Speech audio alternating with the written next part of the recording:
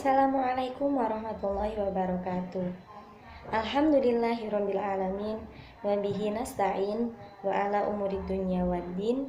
Wassalatu wassalamu ala asyrofil anbiya'i wal mursalin sayyidina wa maulana Muhammadin wa ala alihi wa sahbihi ajmain. Amma ba'du. Kepada yang terhormat Ibu dosen pengampu mata pelajaran filsafat Islam, Ibu Wilda Nurul Islami MTHI, dan kepada teman-temanku yang berbahagia. Puji syukur kehadirat Allah Subhanahu wa Ta'ala yang telah melimpahkan rahmat, taufik, hidayah serta inayahnya kepada kita sehingga kita dapat mengikuti pembelajaran daring pada malam hari ini. Shalawat mahasalam semoga tetap tercurah limpahkan kepada junjungan kita Nabi Agung Muhammad SAW yang kita harapkan syafaatnya. Di sini saya Anis Fitriah bersama rekan saya Siti Mamfiroh akan menyampaikan sedikit tentang pemikiran Ibnu Maskawai. Dalam hal ini meliputi 3 aspek. Yang pertama, biografi. Yang kedua, karya, dan yang ketiga, pemikiran. Yang pertama yaitu biografi. Ibnu Maskawai dikenal dengan nama lengkapnya Abu Ali Ahmad Ibnu Muhammad Ibnu Ya'qub Miskawai. Beliau dilahirkan di kota Iran pada tahun 330 Hijriah dan beliau wafat di kota Asfahan pada tahun 421 Masehi, bertepatan pada tanggal 16 Februari tahun 1030 Hijriah. Ibnu Maskawai dikenal sebagai seorang bendaharawan, dikenal sebagai sekretaris, dan juga dikenal sebagai seorang pustakawan. Dan beliau juga dikenal sebagai seorang sejarawan yang terkenal.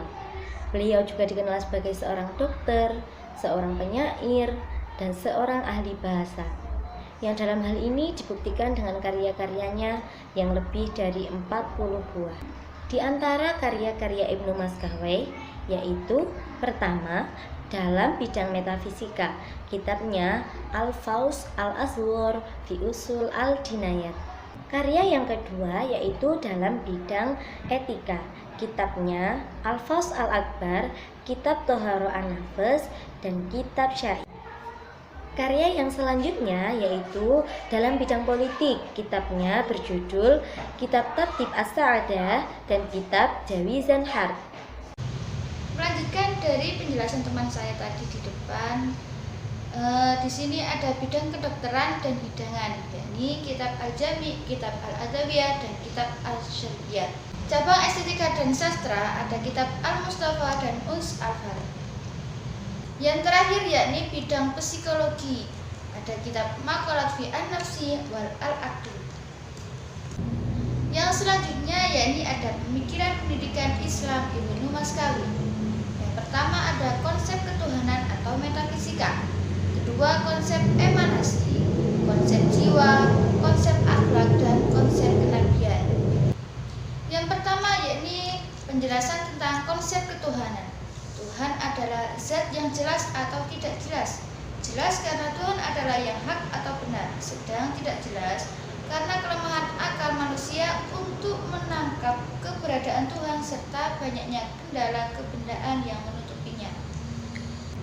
Yang kedua yakni konsep emanasi. Pemikirannya mengenai emanasi yang mengatakan bahwa alam semesta dan segala isinya adalah pancaran dari Tuhan. Yang ketiga yakni konsep jiwa. Ibnu Maskawai mengatakan bahwa di akhirat akan disisa jiwanya saja, padahal sebenarnya manusia akan disisa jiwa dan raganya. Selanjutnya yakni konsep akhlak. Pemikiran tentang akhlak memang sangat dan monumental, sangat mempengaruhi dunia pendidikan. Akan tetapi dalam proses penjelasan teorinya tidak menggunakan Al-Quran dan hadis sebagai landasan pemikirannya. Yang terakhir yakni konsep kenabian. Berkenaan dengan konsep kenabian, Ibnu Maskawai telah melakukan kesalahan yang besar dan fatal dengan mengatakan bahwa para nabi yang maksum memiliki kedudukan dan derajat yang sama dengan para filsuf yang hanya manusia biasa. Mungkin cukup sekian yang dapat kami sampaikan. Akhirul kalam.